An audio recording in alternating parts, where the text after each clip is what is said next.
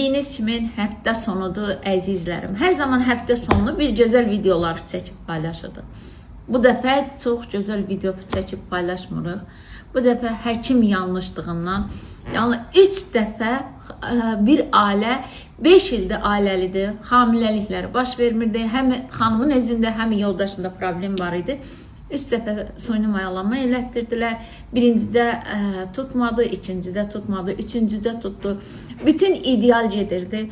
Yalnız bir səhvliyin ucbatından, bir dərmanın yanlışlığından bu gün ana bətində dölün ürək döyüntüsü dayandı. Bunu mən acı ilə deyirəm. Valla, pasiyentin o göz yaşlarını önümə gətirirəm. Doğrudan çox bir acı bir çox xahiş edirəm sizdən, əziz həmdaşlarım, əziz mənim həkim yoldaşlarım. Hər hansı bir dərman yazında ilk öncə hamiləyə olarmı, olmazmı? Buna diqqət yetirin. Əgər olmaz yazılıbsa yazmayın. Ginekoloqdan bir daha xəbər alın. Bugün o xanımın, o ailənin o göz yaşları bizim hamımızı sarsıtdı.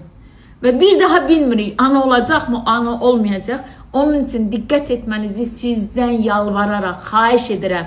Çox önəmlidir. Diqqət edək hamımız.